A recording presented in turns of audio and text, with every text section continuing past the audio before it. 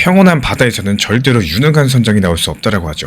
지금 연준과 트럼프라는 거대한 두 발음이 충돌하면서 시장에 거친 파도를 일으키고 있습니다. 이런 폭풍 속에서 리플 XRP는 흔들리는 배가 아니라 다음 항해를 위해서 돛을 점검하는 유능한 선장이라는 사실, 이 눈앞의 파도에만 시선을 뺏기실 필요가 없습니다. 진짜 승부는 폭풍이 지나가고 나서부터예요. 누가 가장 튼튼한 돛, 인프라를 펼치느냐에 달려있다라는 거. 미국 연준에서 기준금리를 다시 한번 내렸습니다. 0.25%포인트, 세 번째 연속 금리 인하인데요. 이 숫자만 보면 이제 진짜 긴축이 끝나나 보다 이런 생각이 들겠죠. 근데 회의 내용을 자세히 보시면은 느낌이 조금 다릅니다. 이 연준은 금리를 내리면서도 여기서 더 내릴지 잘 모르겠다라는, 이 데이터가 더 나빠져야지 생각을 바꿀 수 있다는 이야기를 반복하고 있습니다. 그리고 위원들 사이에서도 9대3으로 찬반이 갈렸고요. 어떤 사람은 0.5%포인트 더 세게 내야 된다 이렇게 말을 했고, 또 어떤 사람은 아예 손대지 말자라고 했습니다. 이런 장면들을 놓고 봤을 때 연준은 굉장히 신중한 완화 포인트, 즉 긴축을 조금 풀긴 하지만 아직은 브레이크를 세게 밟고 있는 상태에 가깝겠죠. 그런데 바로 직후에 트럼프 대통령이 나와서 이런 말을 합니다. 오늘 연준의 금리 인하 폭은 더 컸을 수 있었다. 이 시장이 상승했을 때 우리는 그 상승을 지원해서 더 많이 올라가게 해야 된다라는, 해외 언론에서는요, 이번 0.25% 인하가 최소 2배 이상이었어야 된다라는 표현까지도 나와주고 있습니다. 이 연준이 조심조심 한 걸음씩 이런 식의 표현을 쓰는데, 이 트럼프는 그걸로는 부족하다, 이 두 걸음은 내딛어야 된다 이런 식으로 말을 한다라는 거죠. 그렇다면 여기서 궁금한 게 있죠. 왜 하필 지금 이런 타이밍에 금리 인하 폭에 대한 이야기를 저렇게 세게 꺼내고 있을까? 이 겉으로 단순해 보입니다. 주식시장이 더 올리고 싶어서 아닌가? 아니면 암호화폐 시장을 올리려고 하나? 물론 이런 것도 맞습니다. 이 트럼프는 요즘에 공개 석상에서 내가 돌아오니까 증시나 암호화폐 시장이 사상 최고치 근처까지 왔다라고 자주 자랑을 합니다. 이 증시가 올라야지 유권자들이 지갑을 보면서 생각보다 괜찮네 라고 느낀다라고 보는 거죠. 하지만 그 뒤에는 조금 더 큰 구조가 존재하고 있다는 거. 먼저 연준의 고민입니다. 지금 미국은 상당히 애매한 구간에 와 있죠. 경기는 둔화되고 실업률은 올라가는데 인플레이션은 완전히 꺼지지 않았습니다. 게다가 트럼프 2기 행정부가 다시 관세를 올리거나 베네수엘라 같은 나라를 강력하게 제재를 하면서요, 에너지 가격과 공급망을 자극할 가능성도 있다라는 거. 이게 연준 입장에서는 경기가 꺼질까봐 걱정도 되지만 인플레가 다시 튈까봐 걱정되는, 이렇게 딱 가운데에 낀 상황입니다. 그래서 이번에도 금리를 내리기는 했는데 이제 많이 내렸다, 더 내릴지는 진짜 상황을 보고 생각하겠다, 이런 매파적인 단서를 달아둔 겁니다. 그리고 이어서 트럼프의 시간표를 봤을 때 내년 5월달이면 파월 의장 임기가 끝난다는 걸 누구보다 잘 알고 있는 게 트럼프죠. 그래서 요즘에 이런 말을 많이 합니다. 내가 뽑게 될 다음 연준 의장은 취임하자마자 금리를 내릴 준비가 되어 있어야 된다라고요. 다시 말씀드리자면요, 금리 인하를 차기 연준 의장에 대한 시험 문제로 쓰겠다라는 이야기인 거고, 이런 상황에서 오늘 같은 FOMC가 열리고 연준은 0.25%포인트라는 적당한 선을 선택했습니다.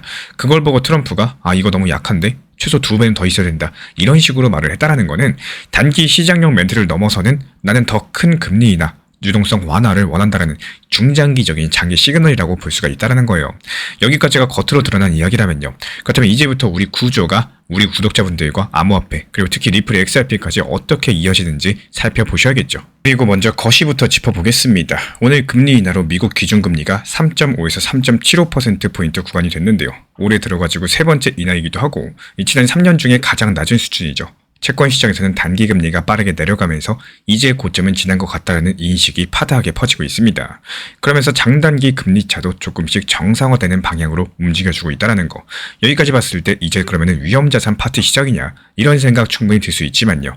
하지만 미국 연준은 동시에 추가적인 금리 인하는 많아야지 한두 번이다, 그리고 아예 없을 수도 있다, 이런 식의 신호를 주고 있습니다. 실제로 도트플롯을 보면요, 내년에 한 번 정도의 금리 인하만 기대하는 위원이 많았고 아예 추가 인하는 필요 없다라고 보는 사람들도 적지가 않았다라는 거. 결국에 금리 인하다, 근데 진짜 많이 풀 생각은 아직 없다, 이런 식의 묘한 조합들이 만들어지고 있다는 겁니다. 시장 반응도 이 구조를 그대로 따라가고 있는데요. 미국 증시가 FOMC 직후에 사상 최고치 근처까지 올라가면서 그래도 금리 인하니까 나쁘지 않다, 이런 분위기를 보여줍니다. 하지만 섹터별로 보면은 금리 민감주, 고성장주, 금융주가 엇갈리면서 빅스 지수 같은 변동성 지수는 크게 폭발하지도 않고 완전히 가라앉지도 않은 채로 약간 긴장된 평온 같은 모습을 보여주고 있어요. 이제 암호화폐 시장을 볼까요? 비트코인은 FOMC 직후에 93,000달러를 잠깐 넘어가면서 역시 금리 인하다를 외쳤다가 파월의 신중한 발언 이후에 그 상승분 상당 부분을 반납했습니다. 하루 안에 위아래로 크게 휘청거렸다는 거고, 이거는 시장이 이렇게 말하는 것과 비슷해요. 아니 금리 인하라서 좋긴 한데 이거 연준이 생각보다 덜 펴올 거라니까 당장 미친듯이 레버리지 키우기는 무섭다라는 거. 리플 XRP를 포함한 알트코인들은 어떤가요?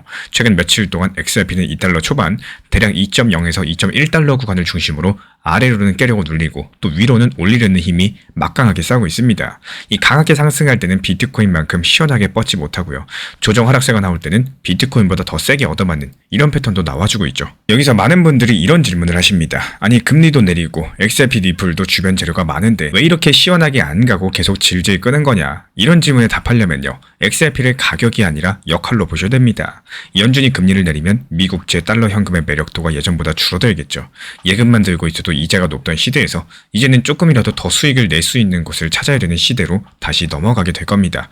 그리고 그런 유동성들은 가장 먼저 미국 대형주 비트코인으로 향할 수밖에 없다라는 거. ETF가 있고 깊은 유동성이 있고요. 또 규제 리스크도 상대적으로 명확하기 때문이겠죠. 그 다음에서야 스테이블코인, RWA, 결제 인프라, 그리고 알트코인까지 이런 곳으로 물이 흘러내리기 시작을 할 겁니다. 리플 XRP는 이런 두 번째 물줄기의 한가운데에 서 있습니다.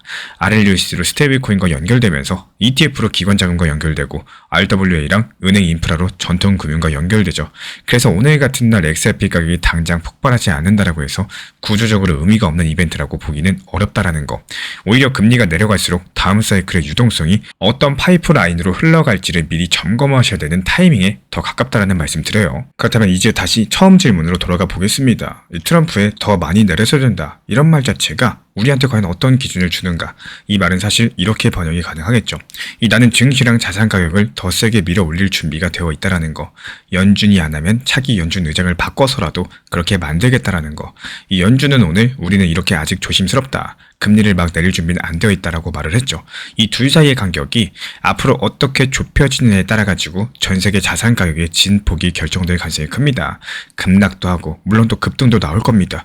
만약에 고용이 나빠지고 인플레가 크게 튀지만 않는다라고 한다면은 이 연준 내부의 비둘기파가 다시 힘을 얻을 수가 있겠죠. 그러면 트럼프가 원하는 더 큰 금리 인하, 더 빠른 인하까지도 더 가까워질 수밖에 없습니다. 이럴 경우에 위험자산, 특히 ETF랑 스테이블코인, 파이프라인을 가진 자산들 중장기적으로 다시 강력한 상승 랠리를 준비할 수가 있다라는 거.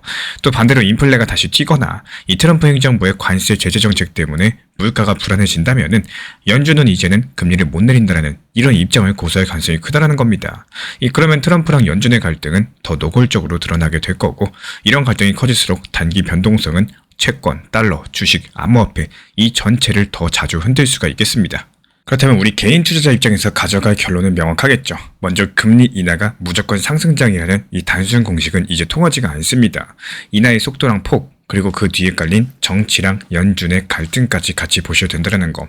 그리고 리플 XRP를 포함한 디지털 자산은 고위험 성장주랑 새로운 금융 인프라라는 이 두 가지 얼굴을 동시에 가지고 있습니다. 오늘 같은 FOMC에서는 성장주 얼굴은 당장 큰 환호를 못하지만 인프라 얼굴은 조용히 다음 사이클의 유동성을 준비하고 있다는 거.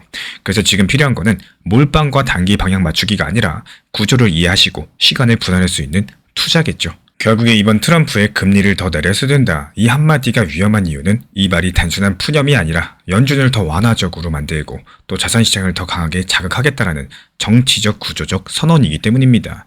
이런 선언과 연준의 신중한 태도 사이의 간격들 그리고 그 사이에 움직이는 금리, 달러, 비트코인 그리고 리플 XRP의 흐름까지도 이걸 이해하신 분들만이 다음 사이클에서 살아남으시는 거고 그냥 금리 인하했는데도 지금 시장 하락하고 있네 떨어지네 이렇고 흔들리는 사람들은 그 틈에서 계속 털릴 가능성이 큽니다. 그래서 오늘의 결론은 이렇게 정리가 가능하겠죠. 지금은 방향을 맞추는 게임이 아니라 구조를 이해하는 게임이라는 거 그리고 그 구조의 한가운데에 금리랑 달러 리플 XRP가 있다는 거 기억해 주시기 바랍니다. 이 시장이 순환하는 구조라면요. 결국에 중요한 건 그런 순환 속에서 내가 어느 구간을 내 구간으로 만들 것이냐 여기에 대한 질문입니다. 이 시장이라는 게 늘 하락하고 또 보합권 또 반등장 또다시 상승장 이렇게 또다시 하락하는 이렇게 끝없이 이어지는 흐름을 가지고 있는데 우리가 바꿀 수 없는 자연스러운 패턴이라는 거예요. 그래서 더 중요한 건요. 이런 순환 안에서 내가 어떤 구간을 좋아하고 또 어떤 구간에서 매수를 해야 되고 어떤 구간에서 매도를 해야 되는지 나만의 구역을 명확하게 정하는 겁니다. 이 많은 분들이 늘 비슷한 실수를 반복하시죠. 올라가는 구간이 눈에 잘 보이고 분위기가 좋으니까 그때서야 매수를 하시고요. 정작 시장이 불안하고 바닥권에 있는 시기에서는 공포가 앞서서 매도를 하게 되고 결국에 고점 매수, 저점 매도라는 이 최악의 루틴을 무의식적으로 반복하는 경우가 정말 많습니다. 그렇기 때문에 지금 이 순간 필요한 건요. 되짚어보는 과정이라는 거. 나는 지금까지 어떤 구간에서 사고 팔았는지, 고점 근처에서 따라 붙었던 건 아닌지, 바닥 구간에서는 불안해서 던졌던 건 아닌지, 이런 패턴을 솔직하게 인정하셔야지 앞으로의 대응이 달라지게 될 겁니다. 이 시장은 계속 순환하는데 내가 같은 방식으로만 대응을 하면요, 결과도 계속 똑같이 나온다라는 거. 이제는 그런 순환 속에서 내가 주도권을 잡으셔야겠죠.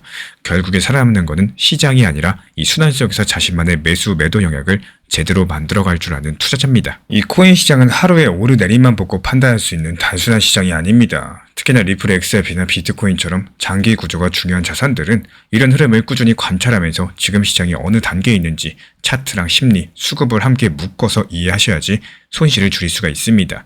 그래서 제가 매일 직접 체크하는 가격 구간들, 시장 심리가 어디서 꺾이고 어디서 다시 살아나는지 여기에 대한 흐름을 정리해서 드리고 있어요. 필요하신 분들께서는 현재 번호로 신청 주시면 입장 도움 드리고 있고요. 혼자 고민하는 시간을 줄여드리기 위한 기준선을 제공드리도록 하겠습니다.